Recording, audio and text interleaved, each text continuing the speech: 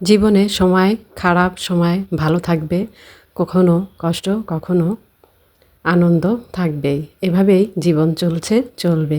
Hello everyone, আসসালামু আলাইকুম। সবাই কেমন আছেন? আমি তো সবসময়ের মতো আলহামদুলিল্লাহ অনেক অনেক ভালো আছি। আজকে অনেক অনেক চিংড়ি মাছের মেলা নিয়ে বসেছি। অনেক চিংড়ি মাছ বাসায় কেনা হয়েছে। আর আজকে আপনাদের সঙ্গে একটা চিংড়ি মাছেরই রেসিপি শেয়ার করব। তার আগে কী কী বাজার করা হয়েছিল, কী কী মাছ আনা হয়েছে সেগুলো একটু শেয়ার করলাম আপনাদের সঙ্গে।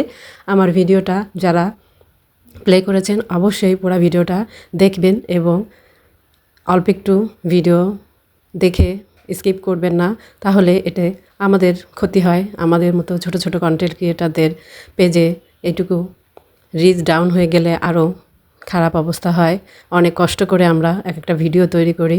সেই ভিডিওটা আপনাদের ভালো লাগলে এবং হাতে সময় থাকলেই প্লে করবেন এবং দেখার চেষ্টা করবেন।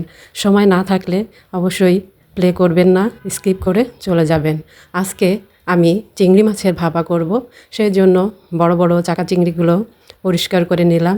আর চিংড়ি মাছের ভিতরে কিন্তু একটা ময়লা ড্রেন থাকে, মাঝখান থেকে সেটাকে বের করতে হয় এবং মাথার দিক থেকে, মাথার কাছেও ঘিলোর আগে ময়লা থাকে, এগুলো পরিষ্কার করে নিয়েছি। আর আমি কিভাবে সব কিছু দিয়ে ভাপা করলাম সেটাই আস্তে আস্তে আপনাদের সঙ্গে শেয়ার করছি, দেখে নিন। আর আমি কখনোই চিংড়ি মাছের ভেতর বলেন অন্য সব কিছুর মধ্যে নারকেল পুরা বাটা দেই না। নারকেলকে আমি সবসময় ছেঁকে শুধু রসটা দেই, কারণ রান্নার ভিতরে নারকেলের খসখসের এইটা আমার বাসায় কেউ পছন্দ করে না। যার কারণে সবসময় নারকেলের চাপাটা আমি ছেঁকে ফেলে দেওয়ার চেষ্টা করি। আর এভাবে আমি আজকে তৈরি করছি চিংড়ি ভাপা। সব কিছু দিয়ে সুন্দর করে সরিষার তেল দিয়ে মাখিয়ে নিলাম। আর অবশ্যই চিংড়ি ভাপাতে সরিষার তেল দিতে হবে। তো সব কিছু দিয়ে কিভাবে কি করলাম তো দেখতেই পেলেন।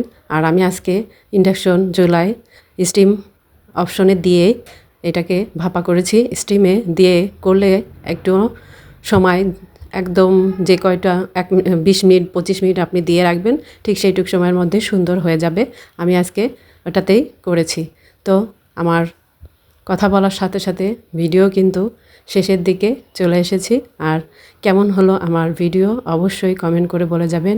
চিংড়ি ভাপার রেসিপিটা আপনাদের কেমন লাগলো অবশ্যই সবাই জানিয়ে যাবেন। সবাই ভালো থাকবেন, সুস্থ থাকবেন, ভালো জিনিস দেখুন, ভালোর সাথে থাকুন। আমাদের মতো ছোট ছোট কন্টেন্ট ক্রিয়েটারদের সাপোর্ট করুন। আমাদের ভিডিও ভালো লাগলে লাইক কমেন্ট শেয়ার দিয়ে পাশে থাকুন। সবাই ভালো থাকবেন, সুস্থ থাকবেন। আবারও নতুন একটা ভিডিও নিয়ে হাজির হয়ে যাব। সেই পর্যন্ত সবাই ভালো থাকুন। আল্লাহ সবাইকে ভালো রাখুন। আসসালামু আলাইকুম।